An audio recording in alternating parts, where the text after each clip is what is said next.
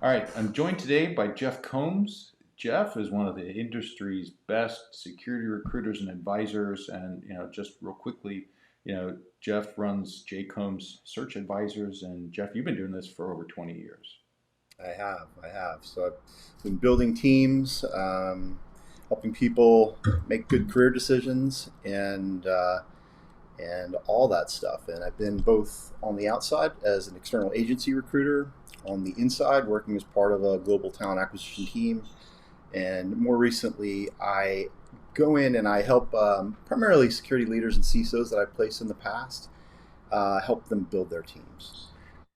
By doing so, I've also developed a methodology to help people tell their story, get into the game as far as pursuing their own interests and how to essentially work a broken system as best they possibly can.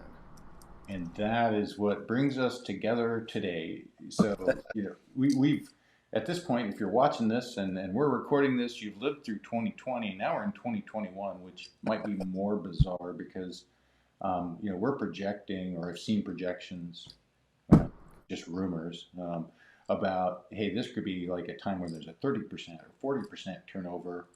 And we have a system, like you said, that it was already kind of just broken, outright broken in some cases, marginal in other cases. And there's a small minority of times where it's like, well, that actually worked really well. Yeah, yeah.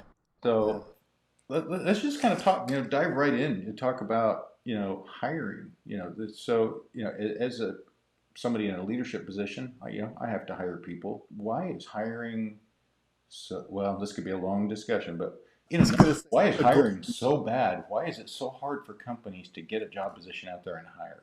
is obviously a lot of answers to that question, but Yeah. things that I consistently see, why is hiring so hard? I know we're talking about the getting the budget and the headcount. That's one set of problems. Are we talking about, say, we actually have the headcount, we have the job descriptions, and we want to go out to the market and build our team? That's another Yeah. set, and that's probably what we should focus on because I Yeah. have direct experience with that.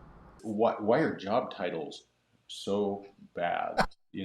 So we put a graphic together. So I'll just flip this up real quick, and this is the difference between expectation and reality. And at some point, this isn't Harry Potter, but we'll talk about unicorns. Why is it broken? So there's the things people think they want, but they don't actually write down. There's the job description, which are all the things HR sometimes tells us we have to have, and then there's all of the things behind the scenes that they really need. And as a Venn diagram goes, then you got this little tiny thing in the middle. A small target of what might actually work. Yeah. Well, I mean, so I've been on the sidelines and directly helped create job descriptions with hiring managers, etc. And most of the time, what happens is it's kind of a fear-based scarcity mentality, in the sense that we know we need somebody to do these things, and then a lot of the times it's kind of the Christmas wish list approach, where they write Mm. down every possible thing they need, want, could possibly do. So that's one common example. Another one is they often write the job description based on the rock star that did the job, underpaid for the last 10 years and then finally was headhunted out of there. And they're trying to recreate and duplicate somebody that, you just can't. And another thing is a lot of hiring leaders don't recognize the importance of marketing. I mean, you have to present an opportunity not just as a laundry list of what you think you need and what somebody should deliver or be capable, of doing, but you have to give them a reason why. Like, most people in security that I've met over the years tend to have a mission-oriented point of view. Like, Right. we're not just doing this because. I mean, many are, but like to some degree, like you put up with all the headaches and the BS because you believe that you're working towards a greater good on some level. Maybe that's a bit of a Pollyanna approach, but if you're going to attract people that are going to go above and beyond and believe in what they're doing, you need to make the opportunity compelling. And it has to not only talk about what the role is and what's needed to be successful, but what that role is designed to accomplish. Like, what is their part in the grander scheme of the security organization? Yeah, I think outcomes, yeah, as a hiring manager, I always want to spell out, all right, here's all these things that we want to do, right? We have tools, we have all this stuff, but the stuff has to lead to something, and the outcome So we're a for-profit business. So far I've always worked for for-profit businesses. And so what is the outcome? The outcome is the company makes money. So we have to protect the ways and things that we need to make money from an IT and security perspective. Well, that is a big challenge, right? I think that companies hire security leaders and teams for different reasons. The more mature they are, the more time they have running programs, the better they are aligned with the market and the need. But a lot of organizations are kind of figuring out, oh my gosh, we need this. And whether it be a regulatory requirement, some form of breach, some fiduciary responsibility issue, there's a need to do security. And a lot of it is kind of pin the tail on the donkey. So you go to your big 800-pound gorillas, the Gartners of the world, etc. You kind of figure out what you need, but until you've gone through a few iterations of putting these things in place and trying to make them work, it's really hard to figure out what the right size organization and capabilities are, right size and capabilities for the organization. So, I mean, that kind of speaks to one of the questions we have about interviewing and how do you assess an opportunity, Right. and it plays right into that. So talking about getting hired, so that's a whole nother, well, let's cross over to the other side. So you've got CISOs, security leaders, somebody that should be a CISO, and things, good and bad things that candidates do. There's a lot of things candidates can do better, but at the highest level, right? I think the thing the best candidates do is they understand their progression. They understand the types of problems they're good at solving, and they're good at describing those experiences. They understand their narrative. Because one of the biggest challenges in getting through an interview process, especially given the convoluted nature of many companies hiring, Yeah. is leading the witness. I mean, not in a disingenuous way, but if a company says they need this and you believe you are that, how can you articulate that? How can you essentially tick off all their boxes in a way that they're subconsciously nodding their head and, hard requirements, etc., being okay, you're going to get the job because you're seen as somebody who gets it and somebody who's going to be good to work with. Right. Somebody they can be comfortable with, that we can reach that understanding, because I mean, a large part of this job is actually the communication, not only with your peers, but with the people hiring the company, and they have to be comfortable knowing that you can walk in and talk the same language. Um, Yeah, absolutely. And I think too, like, maybe the expectations are framed differently. So being able to read and understand what we'll call it the client, the person you're discussing with, is looking for, and then how to essentially describe your experiences in a way that meet those requirements. It's compelling. I mean, I frequently coach people to use the STAR methodology: situation, task, action, result. It's on Wikipedia. It's pretty common. But the idea is to have lots of mini modules where when you go in, you can talk about things that, successes you had, failures you had, lesson learned, initiatives you've been a part of, ways that you understood how to adapt to the business. Whether you're in a, more strategic role, more operational hands-on role, being able to tell those stories that, one, establish you have the credibility and the knowledge and experience, but at the same time show that you get it contextually and you would fit in with that organization. It's a very powerful tool because you're already demonstrating that you have the EQ and the social communication skills to get along with people and to get through that aspect of building trust. yeah, the ability showcasing. Yes, I've done these things, and so people say, well, always put something quantitative. Results. What did you achieve? Make it real. I did 32% of nothing better, but I mean, that's funny, and you're making me laugh saying that, but that really is powerful. I think that one of the things that people do poorly in writing resumes and presenting themselves is they have this factual document of did this, did that, did this, like, and that's fair at some point. But if you're rising up the stack in your career and you're gaining more experience, you want to be able to, whenever possible, accurately describe how you move the needle. So, especially in leadership roles where they're much more business oriented, if you can provide metrics, and I call it the MBA 101 stuff, like, reduce cost, improved efficiency, streamline processes, reduce risk, whatever. If anything you can point to that at any level shows not only that you have the technical chops to do the job, but you get the big picture and you're part of the bigger team. So let's say the CISO candidate, security candidate, leadership role. They get through to the next rung, and they're going to get an offer. And so, what are you seeing in terms of salaries? I mean, I see lots of other salary data, but HR tends to never show you your own. Gosh, that's such a hard question because it's so all over the map. And Market you know, segment.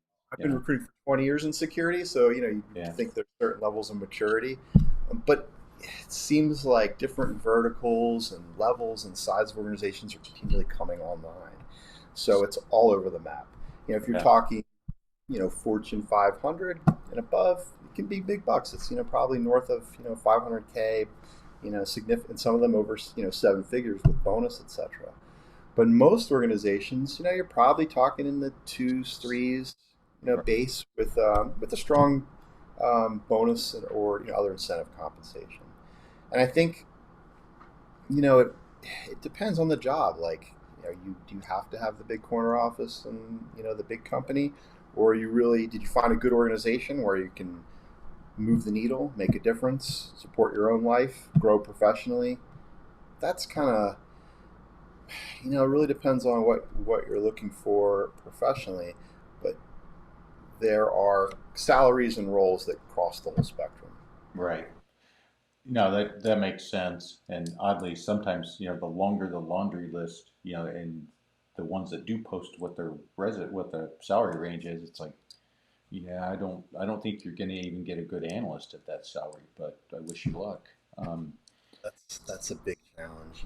Where the compensation for IT in general, but especially security, it has not stopped going up. Like, it hasn't plateaued, and it's not going to plateau. And I feel like from my conversations with my friends and colleagues at times, they're like, "Well, shouldn't it plateau by now? Why don't we just hold the line here? We think this is enough." And right. I'm like, that's great if you never want to fill this job, because right now these people with these skill sets are earning X all day long, and that's $30,000 to $40,000 more than you budgeted. So it's an unpalatable discussion because nobody wants to spend more money. But the fact is the talent market has always been hot, and only going to get more difficult as people start to leave their roles in the coming exodus. So you got Yeah, to pay up. You got to pay the bar price. and it's because now companies are being ransomware, right? So you're talking days of interruption, weeks, potentially months. Massive multi-million-dollar hits. And at that point, hopefully, people are looking for a leader who is actually going to understand you can't 100% solve that problem. There's no 100% ever. But let's talk. So thinking about so people that are looking, red flags, green flags. What are the in terms of things that you think candidates should look for in the opportunities? Because everybody's going through LinkedIn or whatever. Name your favorite job board, and green flags, red flags, things that go, yeah, that I should definitely crawl over broken glass to get in the door and interview here, or just run far. Well, caveat emptor no matter what, right? Yeah, Because you never know until you get in there. But if there are some consistent aspects of organizations that were great, where people, I placed them, they were very successful, they grew their careers, etc. It's really about the why of why the organization is hiring and what they're doing. When I'm to this point in my career, whenever I can, I look for leaders who are in the process of transforming an organization, that have big, chewy problems to solve, and that have strong executive support from the board level, executive leadership, et cetera, C-suite down. Because you have to have that mission. You have to have some real driver, and in this case, even when you have all these elements, you really have a 2 year sprint. 18 months, maybe a little longer, but you have that time to essentially run as fast as you can, make as much difference, and then inertia, time, everything tends to set in, and things shift. So if you're looking for the best characteristics of a great job, it's good leadership, people that others have followed, those that have successfully led security programs through challenging times, and that there's opportunity for professional growth hmm where And when I say that, that's kind of a broad term, but I mean you can get into the arena, get your nose bloodied, get in the fight, take your hits, deliver your punches, but come out of it with some meaningful skills and experience acquisition. I think that especially earlier mid-level career, the more valuable the skills and experiences you gain, the harder the problems that you solve, um, the more kicks in the shins you face, the more valuable you are. Yeah, it's all about getting these wrinkles, man. You It gotta earn really is. them. It really is. And I think, if you're early in your career, know that it's a long game.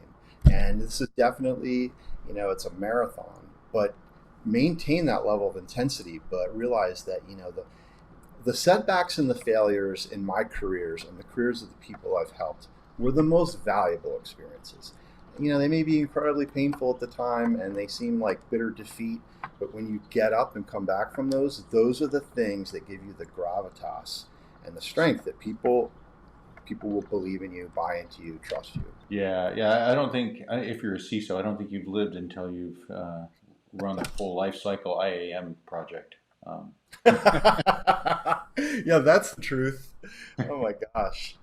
you can There's a live reason through that. You can do I avoid anything. IAM projects for a reason. I can anyway. Cool. Jeff, always a great perspective. I really appreciate all of your insights, and I think these are all things that are much needed by companies as well as people that are looking for work and leaders that are hiring. So, I personally I don't interview anybody unless I've vetted them, and I always like working with Jeff. So this is my plug.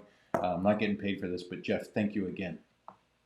Well, thank you. It's my pleasure, and you know, keep up the good work. Keep fighting the good fight. Will do. Take care. Take care.